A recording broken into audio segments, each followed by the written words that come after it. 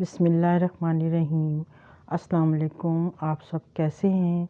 अल्लाह ताला आप सबको खुश रखे, आपके रिस्क में बरकत दे, आमीन। जैसे कि मैंने लास्ट वीडियो में बताया था, जो मैंने घी निकाला था उसी का मेज़ा जो बचा हुआ था उससे मैं आपको एक स्वीट डिश बनाना बताऊंगी। उस स्वीट डिश का नाम है हबशी हलवा।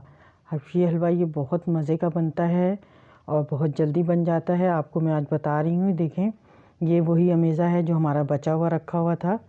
इससे मैं अभी और मज़ीद घी भी निकालूंगी।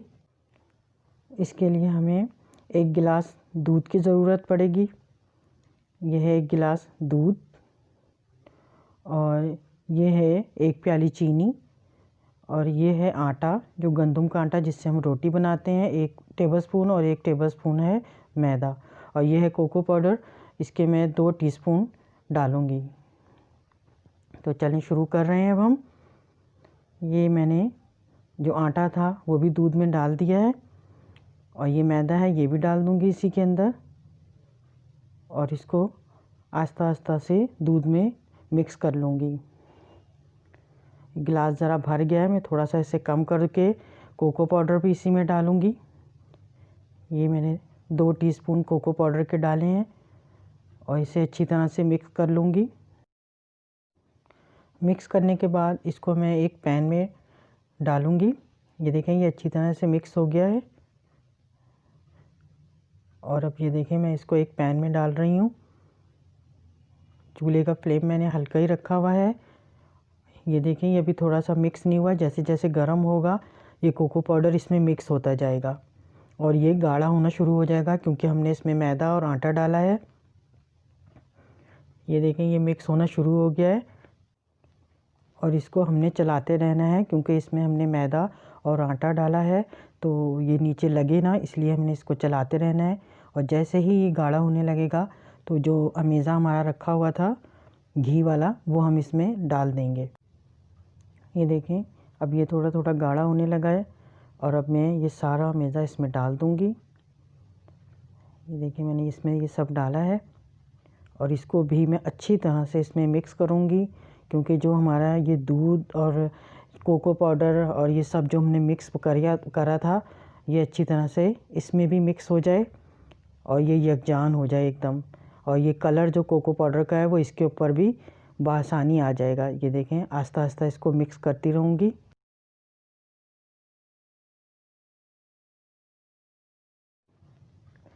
ये देखें, इसे पकते हुए तकरीबन 10 मिनट हो गए हैं और ये देखें इसके साइडों में घी भी आने लगा है और मैं इसी तरह पकाते पकाते इसमें से थोड़ा थोड़ा करके घी भी निकालती जाऊंगी। अब ये देखें, बिल्कुल इसी तरह की कंसिस्टेंसी हमें चाहिए थी क्योंकि इसमें पानी काफ़ी खुश्क हो गया है। जैसे ही इसमें थोड़ा सा लोच आने लगता है तो इसमें हम डाल देंगे शुगर यानी चीनी और इसे अच्छी तरह से मिक्स करेंगे। चीनी भी अपना पानी छोड़ देती है डलने के बाद, तो इसको अभी हम मज़ीद थोड़ा सा और पकाएंगे चीनी डालकर भी, ताकि चीनी का भी पानी खुश्क हो जाए। ये देखें, अब चीनी ने भी पानी अपना छोड़ दिया है और अब इसमें मैं डाल रही हूँ थोड़े से ड्राई फ्रूट जो मैंने बारीक बारीक काटे हुए थे। ये देखें, मैंने इसमें ये डाल दिए हैं थोड़े से ताकि अंदर भी ड्राई फ्रूट का जायका आ जाए। अगर आपको मेरी रेसिपी पसंद आती है तो प्लीज़ वीडियो को लाइक किया करें और चैनल को सब्सक्राइब करना हरगिज़ ना भूलें। बेल आइकन का बटन ज़रूर दबाएं ताकि मेरी नई आने वाली रेसिपी आपको मिलती रहे। इसे पकते हुए अब तकरीबन थोड़ी देर हो गई है और ये अब इसमें मैं इलायची पाउडर ऐड कर रही हूँ। चीनी का पानी काफ़ी खुश्क हो गया है और आपको नज़र आ रहा होगा इसमें घी भी देखें ऊपर आता जा रहा है। जिस तरह ये घी आता जा रहा है मैं चमचे से इसका घी निकाल के अलग रखती जा रही हूँ। अभी मैं आपको दिखाती हूँ कि मैंने इसमें 1 प्याली घी निकाल लिया है। मज़ीद घी इसके ऊपर आता जाएगा और मैं घी को इससे निकालती रहूँगी। अब ये तकरीबन हलवा हमारा तैयार है। ये आपको नज़र आ रहा होगा कि ये नीचे गिरने में देर लगा रहा है, यानी इसमें चिपक सी आ गई है। तो ये हलवा हमारा बिल्कुल तैयार हो गया है। ये अब इसमें इतना घी अब ऊपर नहीं आ रहा है। अब मैं आपको दिखाती हूँ कि मैंने इसमें से 1 प्याली घी निकाल लिया है पिछली मैंने वीडियो में आपको बताया था कि मैंने 1 बॉल भर के घी का निकाला था और पकने के दौरान भी मैंने इसका तकरीबन 1 प्याली घी और निकाल लिया है। अब ये देखें, मैंने ये 1 प्याली घी अभी इसके पकते के दौरान में ही निकाला है। थोड़ा थोड़ा करके जैसे जैसे ऊपर आता गया तो मैंने इसका घी को निकालती गई हूँ। ये वो हलवा है जिसमें हमने घी डाला नहीं है बल्कि निकाला है।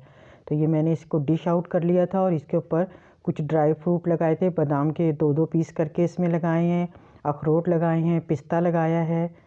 ये देखें, इसको मैं ज़रा सा लगा के चमचे से दबा रही हूँ ताकि ये इसमें इसी तरह से जम जाए। अब इसको मैं चाहे आप रूम टेम्परेचर पे रख लें या फिर इसको थोड़ी देर फ्रिज में रख लें तो ये अच्छी तरह से जम जाएगा।